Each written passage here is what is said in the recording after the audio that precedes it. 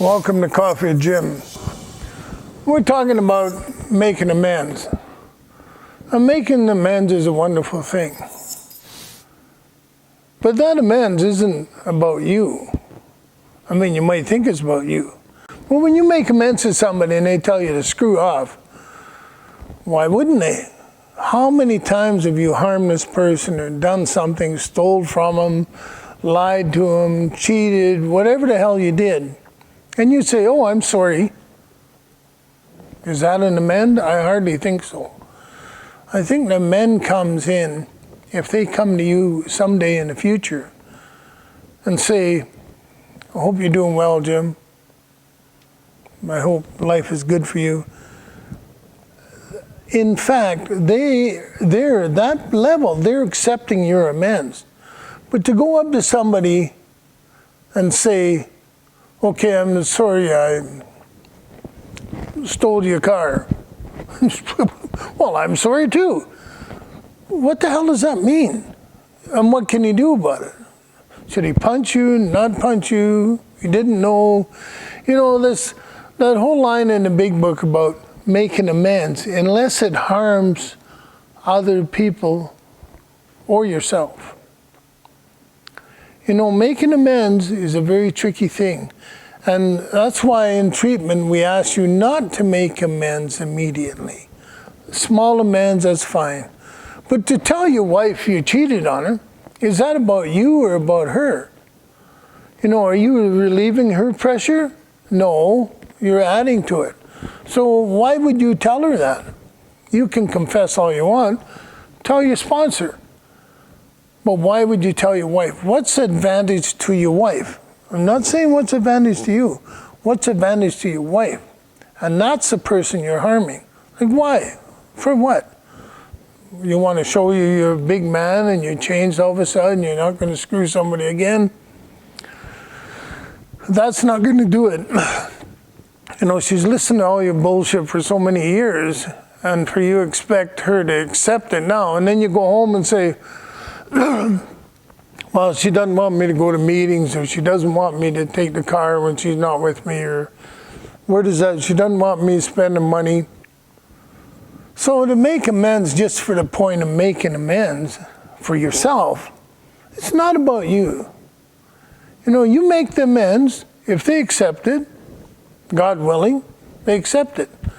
But the chances are, there's a lot of amends you're going to make that people might say, oh, I'm okay with that, Jim. Thank you for saying that you stole $50,000 from me. I appreciate you telling me that. Where the hell's the money? You know, that's the thing. If you want to make amends and restitution, that's well and fine. But do it with some compassion for that person. Because this is not about you. This is about you letting go of stuff, but it's not about you harming other people. And if you're harming other people, what's the sense of it? So be real cautious. Listen to your counselor on making amends. And don't do them all at once.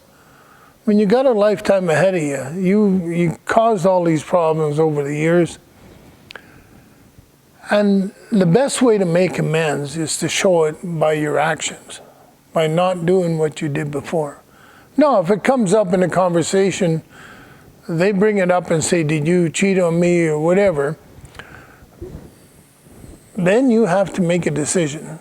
Am I going to dump this on them, or am I going to hold back for the time being and wait for a better time? I'm not saying make excuses not to make amends, but don't make them when you can hurt people.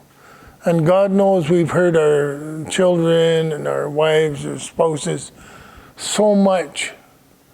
And to hurt them more, why? You know, so be cautious with amends. We want you to make amends. Big book tells us to make them. You know, and there's other people that you can't make amends to that have died. So you send them a letter. They're not going to get it because they're dead. It's going in the dead letter file. So that's dealt with. You know, I have this friend, had a friend. He got all weepy-eyed and told his wife that he had robbed a bank in Toronto with a couple other guys. And he was just in the car driving. He was a firefighter in Toronto itself. But anyhow, he told her this. So then they get into a fight one day, a few months down the road. And she says, well, I'm going to tell the cops that you were involved in that bank robbery and blah, blah, blah. So he says, screw you, I'm going to go tell the cops myself. So he goes, tells the cops. Well, they arrest him. He gets like 7 or 8 years in jail over it. And then he comes out of jail. Now he's got a resentment against her really bad. But it was his own stupidity. What was the advantage of telling him? I'm not saying if you're a bank robber, you shouldn't tell him. But what was the reason for it? He had family and kids. And if he hadn't opened his fat mouth and told his wife, none of this would have transpired. So he gets out of jail, they get back together, blah, blah, blah.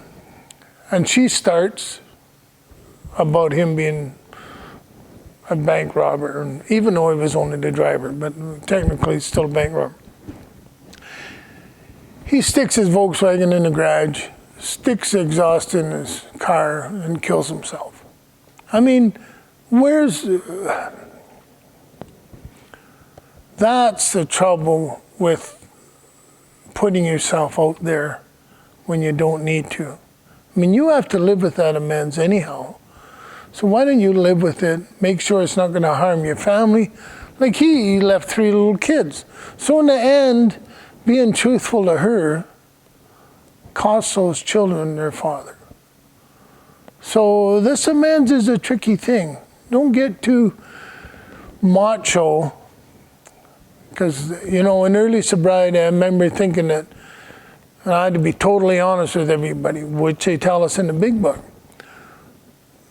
But you don't have to be totally honest with stuff that's none of your goddamn business. Take care. God bless.